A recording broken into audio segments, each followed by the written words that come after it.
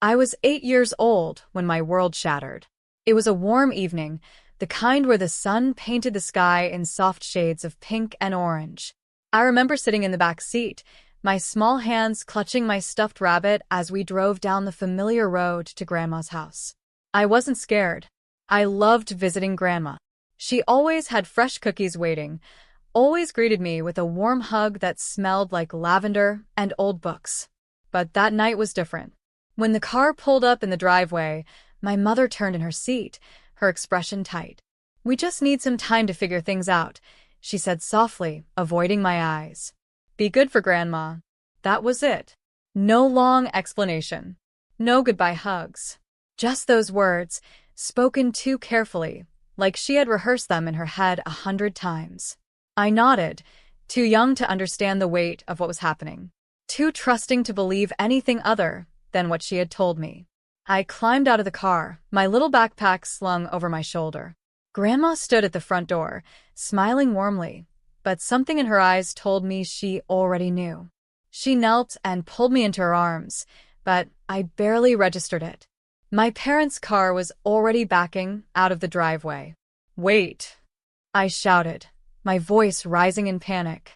I took a step forward, expecting them to stop, expecting my mother to roll down the window and tell me it was all a mistake. But they didn't.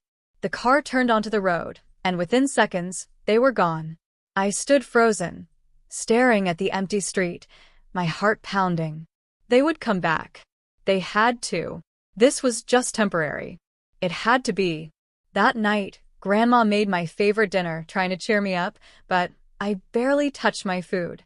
She tucked me into bed, humming a lullaby, but the moment she turned off the light, I buried my face in my pillow and sobbed. The next day, I sat by the window, watching the road, waiting for their car to pull in. They didn't. Days turned into weeks, then months. I still waited. Every day after school, I'd rush to the window, my heart racing at the sound of an approaching engine, only for disappointment to settle deep in my chest when it wasn't them. Every night, I cried myself to sleep, whispering the same question into the darkness. Why wasn't I good enough? Grandma never let me drown in those thoughts. She sat beside me, stroking my hair, her voice steady and warm. "Some people aren't ready to be parents, but that's not your fault." I wanted to believe her, but I couldn't shake the truth that settled deep in my bones. They weren't just absent. They had chosen to leave. Life with Grandma Rose was nothing like what I had known before. She was intelligent, sophisticated in a quiet way, and disciplined, yet she had the warmest heart. She lived in a modest home, drove an old sedan that had more miles on it than I had memories, and still worked as a high school principal, even though she didn't need to. It wasn't until much later that I realized how wealthy she truly was. But Grandma never cared for extravagance. She believed in hard work, in education, and in always carrying yourself with dignity. She had a sharp mind for business, often reading financial newspapers with her morning coffee, casually mentioning investments I didn't understand at the time. But despite her success, she never let money define her. And under her care, I flourished. She encouraged my love of science, fueling my curiosity with books, experiments, and endless discussions about how the world worked. She hired tutors when I struggled, never letting me believe I was anything less than capable. Every night, she would sit at the kitchen table with me, helping me through my toughest homework, never impatient, never condescending. "Knowledge is power, my sweet girl," she'd say with a knowing smile. "And you, my dear, are going to change the world." The first time I truly believed her was when I won first place at the state science fair at 13. I had worked for months on my project, poring over research, testing and failing and testing again. I didn't expect to win. Standing on that stage, hearing my name called, felt surreal. I clutched my trophy with shaky hands, searching the crowd until I found her. Grandma Rose was standing at the back of the auditorium, beaming with pride, her hands clasped together. That night, she threw a huge party at home, inviting all my friends, my teachers, even her colleagues from work. The house was filled with laughter, music, and the scent of her famous homemade lasagna. "That's my girl," she had whispered as she hugged me tightly. You've only just begun. And in that moment, I knew I didn't need to wait by the window anymore. I stopped thinking about my parents, stopped hoping they would come back, stopped caring why they left. I had Grandma, and she was more than enough. Years passed, and before I knew it, I was standing in a beautifully decorated restaurant, celebrating my 18th birthday. Grandma had rented out her favorite spot in town, filling the space with my closest friends, teachers, and mentors. She gave a toast, her voice steady and full of pride as she spoke about the young woman I had become. But it was after the party, when the guests had left, that she handed me the small velvet box. I opened it to find a delicate gold chain with a tiny key pendant. "This is more than just jewelry," she said, watching me closely. "One day, you'll understand." I ran my fingers over the key's smooth edges, confused but touched. "Is it for something?" I asked, but she only smiled. "You'll know when the time comes." I didn't press her further.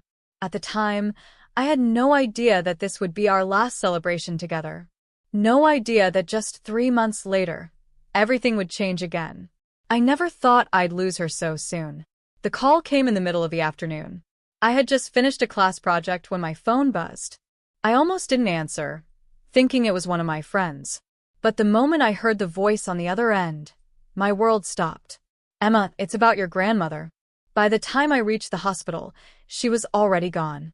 A heart attack, they said. Quick and painless. But the pain I felt was anything but. It ripped through me, hollowing me out from the inside. One moment, she had been there, my rock, my family, my entire world. The next, she was just gone. I moved through the next few days in a fog. Arrangements were made. People whispered condolences. But none of it felt real. The funeral was beautiful, just as she would have wanted. Her former students filled the church, standing in quiet rows, sharing stories of how she had changed their lives. Some spoke of how she pushed them to do better, how she believed in them when no one else did. Others told stories of kindness, of moments where she had helped them in ways no one ever knew about. I sat in the front row, gripping the tiny gold key necklace she had given me, struggling to breathe through the grief pressing against my chest. I was alone now. Or at least I thought I was. Because then they walked in. I felt it before I even turned my head. That sharp, uneasy prickle down my spine. The weight of old ghosts stepping into the room like they had any right to be there. I turned slowly, and there they were. My mother's hair was streaked with gray, her once polished face a little more worn. My father had put on weight, his usual confident stance, looking forced. But their eyes, those hadn't changed. I had spent 10 years trying to forget them, and yet, I would have known them anywhere. My heart pounded against my ribs, my fingers tightening around the necklace.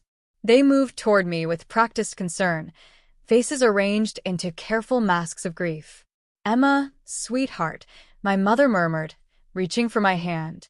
I pulled away before she could touch me.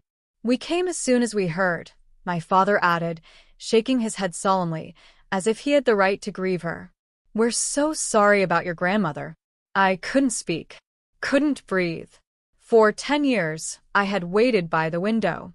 For 10 years, I had imagined this moment, dreamed about what I would say if they ever came back.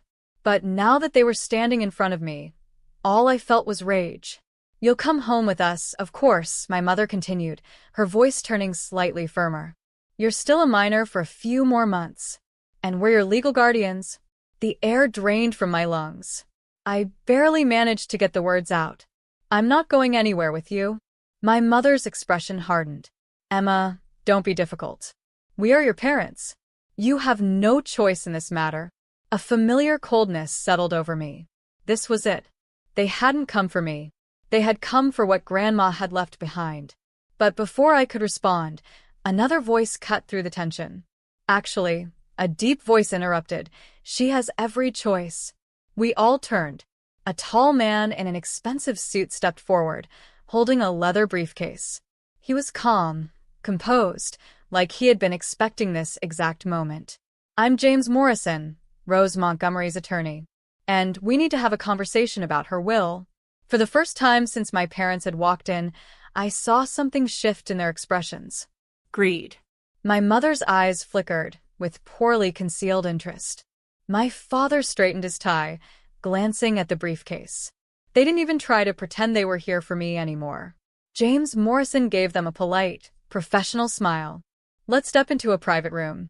There are some matters that need to be addressed immediately. As I followed him, my heart pounded in my chest. My parents had walked back into my life like they still had control over me. But something told me they were about to get a very rude awakening. The private room inside the church felt too small, the air thick with tension. The polished wooden table between us might as well have been a battlefield. My parents sat on either side of me, but they weren't looking at me. Their eyes were locked on the man across from us, James Morrison, Grandma Rose's attorney. James was unshaken, his expression unreadable as he methodically laid out stacks of paperwork from his briefcase. He moved with the quiet confidence of someone who had done this before, someone who had prepared for exactly this moment. "Before we begin," he said, adjusting his glasses, "Miss Emma, may I see your necklace?" I hesitated but slowly reached for the gold key around my neck, lifting it for him to see. James nodded approvingly. "Perfect." My parents exchanged confused glances. My father cleared his throat. "What does a necklace have to do with any of this?" James ignored him, flipping open the first page of the legal documents. "Now, let's proceed with the reading of Rose Montgomery's last will and testament." The room was so silent I could hear my own heartbeat. James began reading the legal formalities, but my mind drifted. This isn't real. This can't be real. Grandma was supposed to be here. I clutched the necklace in my palm, trying to steady myself. And then, to my beloved granddaughter, Emma Grace Montgomery, I leave my entire estate, including all properties, investments, bank accounts, and business holdings, currently valued at approximately $47 million. The words slammed into me like a tidal wave. The room erupted. "What?" My mother shot up from her chair, her face turning an alarming shade of red. "That's impossible." She was a school principal. My father slammed his fist on the table. "This has to be a mistake. We are her children. How could she leave everything to a teenager?" James, unfazed, calmly turned the page. "There's no mistake." Rose Montgomery was an exceptionally intelligent investor. While she dedicated her life to education, she built Montgomery Investments from the ground up and maintained a portfolio of highly valuable assets. And per her wishes, all of it now belongs to Emma. My father's nostrils flared. "This isn't right. We abandoned her," James interrupted smoothly. "You left Emma in Rose's custody 10 years ago. And legally, you signed away your rights." He reached into his briefcase and pulled out another document, sliding it across the table. My mother's hands trembled as she grabbed it. Her eyes scanned the page, and her face drained of color. "This is a copy of the legal abandonment papers Rose filed," James continued. "You never responded to the court summons, so she was granted full custody. You haven't been Emma's legal guardians for a very long time." I stared at them, waiting for some kind of reaction, some kind of acknowledgement of what they had done. But I saw it in their faces. They weren't horrified that they had abandoned me. They were horrified that their actions had consequences. My mother's hands curled into fists. "This can't be real. She was clearly manipulated. We will contest it." James didn't blink. "You're welcome to try. But I assure you, every document is airtight. She planned for this. Every signature, every clause, every financial transfer, done with legal precision." My father leaned forward, gritting his teeth. "You can't expect us to just walk away from our own mother's fortune." James met his stare with practiced ease. "You already did. 10 years ago." Silence. I tightened my grip on my necklace, my fingers pressing against the smooth surface of the key. This was really happening. Everything had just changed. James cleared his throat.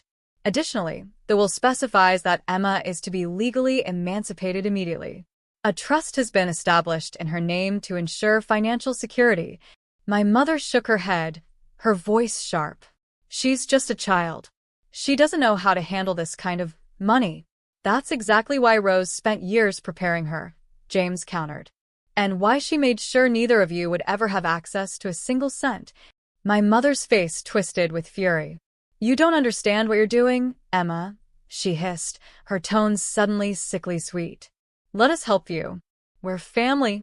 I lifted my gaze and finally, found my voice. Where was family when you left me? They didn't answer.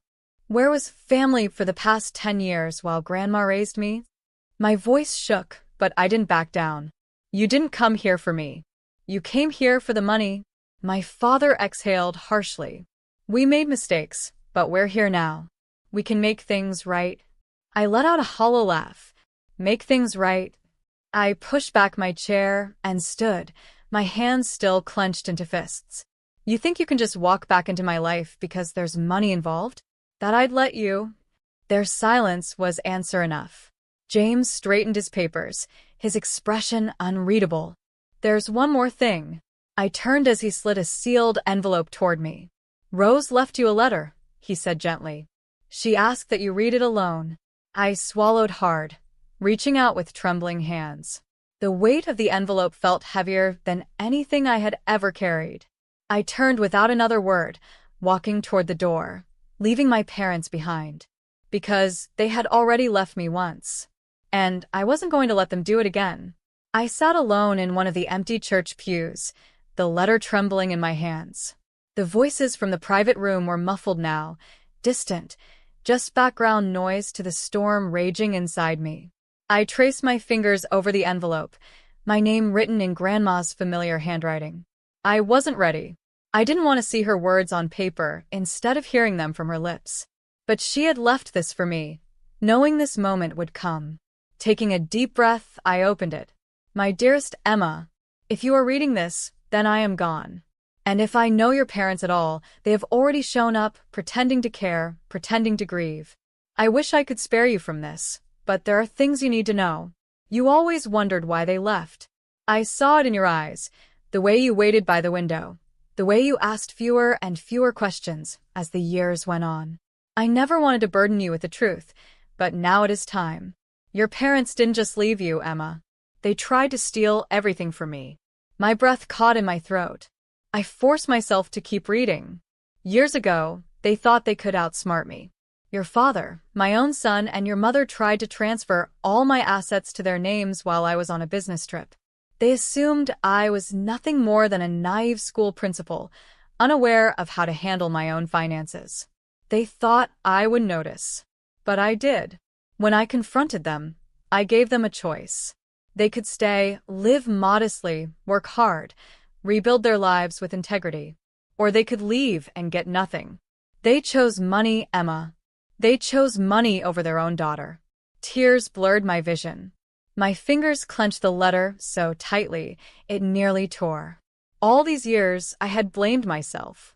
I had wondered what I had done wrong, why I wasn't good enough for them to stay. But it had never been about me. It had never been about love. It had always been about greed. I swallowed the lump in my throat and continued. I never regretted taking you in. You were the greatest gift they unknowingly gave me.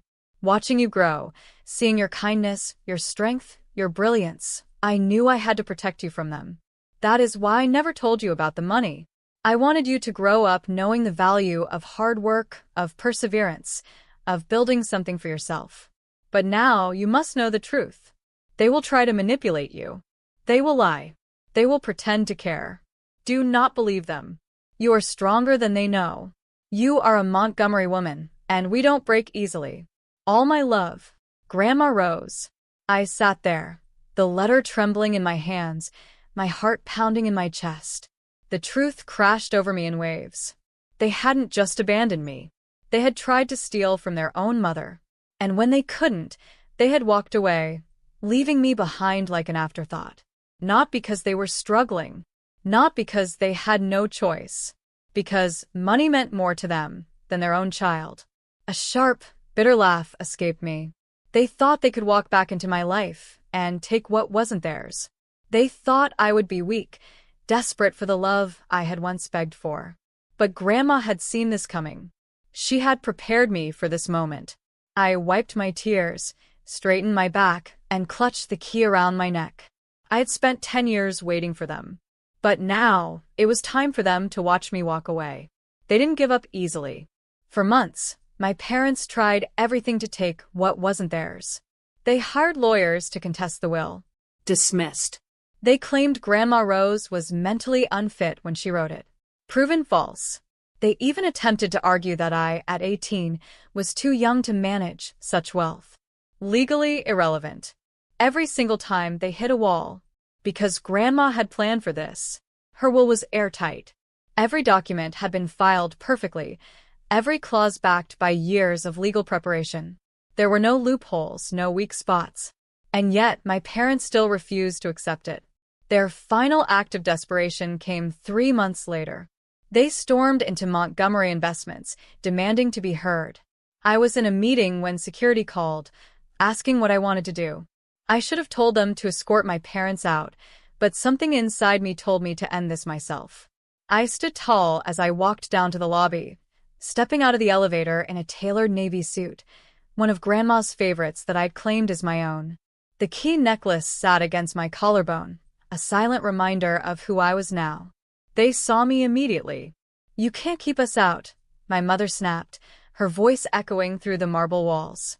"This is our family business," my father added, his face flushed with anger. I met their glares calmly, folding my arms. "No. "It's mine," my mother scoffed. "We raised you. You wouldn't have anything without us." A bitter laugh escaped me. "You didn't raise me. Grandma did." Her eyes narrowed. "You can't erase us, Emma. We're still your parents." I took a step closer, lowering my voice. "You left me. Now I leave you." They weren't expecting that. For the first time, I saw fear in their eyes, not of losing money, but of losing their last shred of control over me. But then my father straightened, jaw clenched. "If you won't let us in, we'll take this public. The media will love a story about a spoiled teenager stealing her parents' rightful inheritance." I tilted my head, studying them. "Go ahead. Tell them." My mother blinked. "What?" I stepped forward, my voice clear, unwavering. "Tell the world how you abandoned your 8-year-old daughter." Their faces paled. "Tell them how you tried to steal from your own mother. How you signed away your rights. How you disappeared for 10 years and only came back when you smelled money." My father opened his mouth, then closed it. "Go on," I pressed. "Tell them everything." The fire in my mother's eyes dimmed. She glanced at my father, searching for an argument, an escape, anything. There was none. Because they had lost. They weren't the victims. They were the villains. And now they finally knew it. A heavy silence filled the space between us. I could see it in their faces, the moment they realized there was nothing left to fight for. They had gambled everything and walked away with nothing. Just like before. My mother's lip curled, her voice barely a whisper. "You'll regret this." I smiled. "No, I won't." And just like that, they turned and walked away, out the doors, out of my life. For good. I let out a breath I hadn't realized I was holding. It was over. I glanced down at the key around my neck, my fingers tracing its edges. Grandma had been right. I was a Montgomery woman. And we don't break easily. I sat in Grandma's old office, my office now, as James Morrison plugged a USB drive into his laptop. The screen flickered to life, and there she was. Grandma Rose. Her familiar warm smile, her eyes full of wisdom. She looked healthy, strong. She must have recorded this just before she died. "Emma, my darling girl," she began, her voice steady. "If you're watching this, then everything has happened exactly as I expected. And I know you, sweetheart. I know you're strong enough to handle it." I swallowed the lump in my throat, my hands gripping the arms of the chair. "Your parents showed up at my funeral, didn't they?" She chuckled lightly. "Of course they did."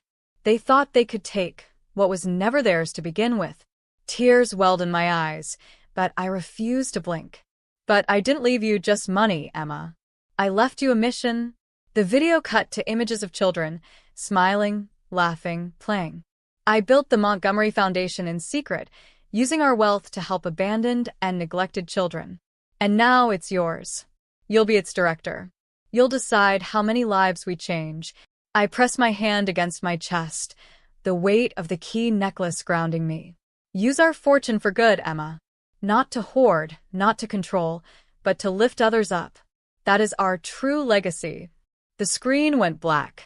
I exhaled, a strange sense of peace settling over me.